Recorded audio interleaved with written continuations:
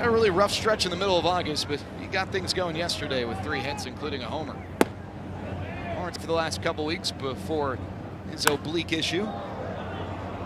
2.79 ERA coming into play today. That is a glittering number. 74% of runs allowed via the home run recently. If you're not hitting the ball less than 1 per inning this year, I'll kind of put that in perspective. Butler found, you see, he's second in the American League in a few categories to Tarek Skubal.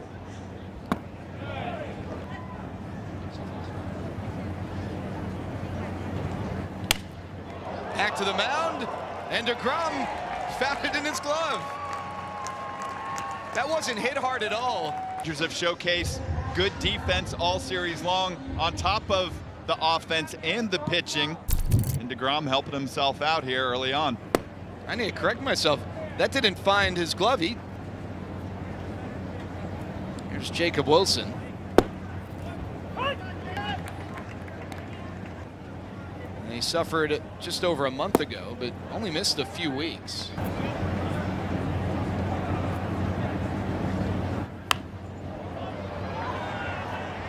deGrom elevated the fastball. You don't necessarily think of that word when you think of pitching. It's Wilson towards the middle. And Duran unable to make the play. He made 2 outstanding defensive plays yesterday, but unable to make that one, so Wilson reaches. Here's Rooker.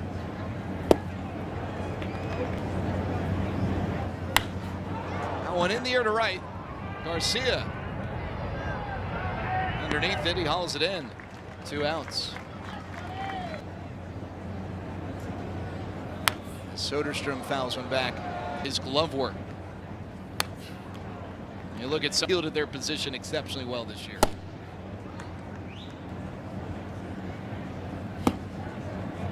Converting those in outs as well in the outfield. And those are big because you don't make those plays.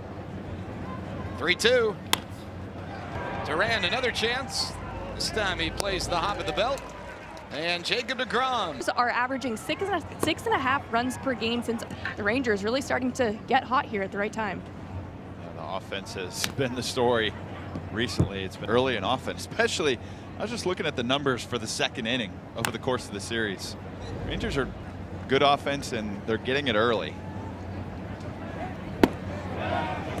Cortez goes around and deGrom racks up his first strikeout. Josh Young hitting 6th today. And I think we've talked about that he's a guy that could view before the game today. And he was saying how, you know, base hits turn into homers. Homers don't necessarily. It's going to be hard to, you know, to mix in those singles and doubles when you need them. You'll mix in your homers, but you're also going to rack up strikeouts. And so I think Josh Young's recent approach has been so good out to left center. There, a paint job over the outside corner, maybe a little bit extended, but deGrom gets the strikeout. Call a few inches off. I don't know that there's many hitters in the major leagues that are going to compete with that pitch in any way. Here's Willie McIver getting his first start of the series. Line drive, but Tellez is there. Jacob deGrom, a 1-2-3, bottom of the 2nd inning. Thing early on, they were bidding for a 4th. Geloff said, sorry. Zach Geloff making a nice play. Here's Brett Harris getting his first start of the series. He was recalled on August 15th. Nice slider players. Was that ever something you dealt with? Seems like players are straining them more often than you've heard about in the past. Swing and a miss. There's the nasty slider from deGrom. Miles an hour. Look at the way that it starts at the right shoulder of Jonah Heim. And there's Geloff, made the great play in the top of the inning. Outs for Geloff.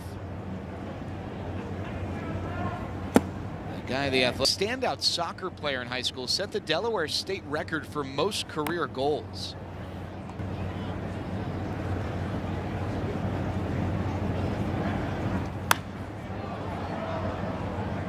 Geloff fouls away the fastball. He had a lot of great things to say about him. I remember when the Rangers faced Geloff for the first time in 2023. There's a ball wrapped on the ground is short. Smith over to Tellez. We've got 2 outs. Tigers helping out against the Royals. Royals still in the wild card mix. I guess they all can't be stretches like we saw right after the All-Star break. Well, the other score that we did.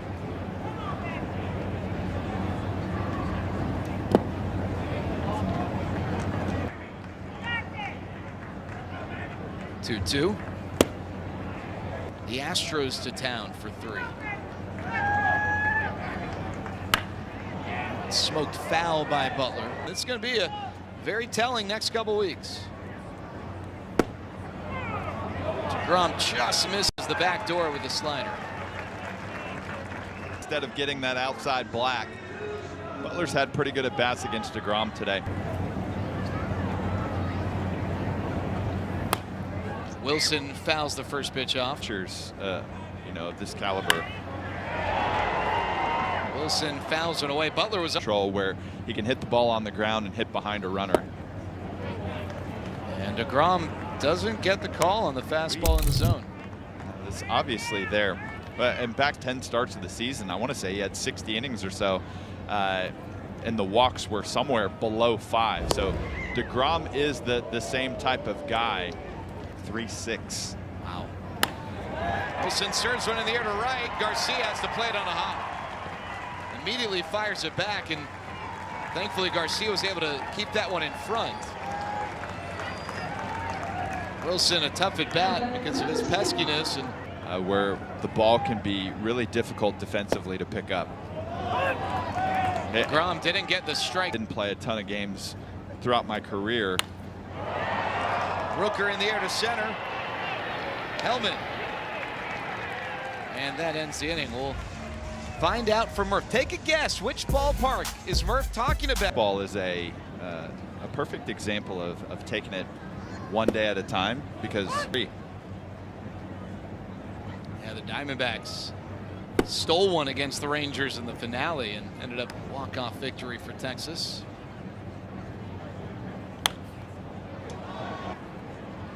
Soderstrom 0 for 1 with a ground out. 15 pitches per inning. That's among the best in Major League Baseball for starters. Ground ball to Duran. Sidearms to Tellez, and we've got 1 away. Carlos Cortez coming up. Now a message from Baylor Scott and White Health. Cortez hit the ball hard yesterday, though. Former 3rd-round pick of the Mets. It's a dotted fastball. He is a switch thrower. He was handed, if all things are equal, and he takes a pitch for a strike, and deGrom gets a strikeout. Just freezes Cortez once again. So many quality pitches that we're seeing out of Jacob today. It probably helps when you get some early offense and you're pitching to a 3-0 lead. Left-handed to throwing right-handed. It paid off in his big league debut. Thomas lobs one high up into the air. Garcia calls off Duran, and deGrom an easy 1-2-3 innings. 4 strikeouts, including a punchy against Cortez. The Rangers leading the Athletics. Statistics and where he is right now going into September, we would take it. Knowing that he's 99, we would take it for sure. He starts. A guy who works his tail off. He's an outstanding athlete. And I think the health this year has been a huge positive regarding next year. Yeah, and you know that the Rangers have been intentional with him, and deGrom himself has been intense. 95, 96, a few clicks down, and we're thinking, is this the new normal?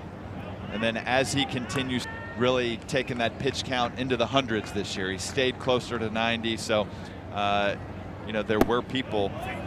Whew. Nice pitch from deGrom right there.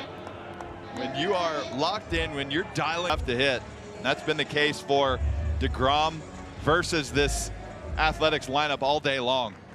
5 strikeouts for Jacob. But one more note on deGrom. It was funny if you read some articles or things around baseball. Not. They just wanted to get him some rest. Foul ball. He's never gonna stay healthy, this or that. These people have been pretty quiet. What you would expect from Jacob deGrom. Just missed. Full count. On the ground to short. Smith gobbles it up. 2 outs. He's not going to pitch, very much in the first 2 years of the contract, but he's going to come back strong. But the Rangers are going to get a World Series in there. Would you take it? And I think time to transition back to it. But I think, all signs point to him being 100%. But his level of transitioning is just so much better than everyone else's. Yeah, good point. And I know he didn't pitch past April that year, but the Rangers barely made the playoffs, so those outings coming off a down year with the belief that they can do something special. The 2-2 swung on and missed. Geloff chases a slider outside the zone. Fifth, he's retired 7 straight. 6 strikeouts on the day, 5 scoreless.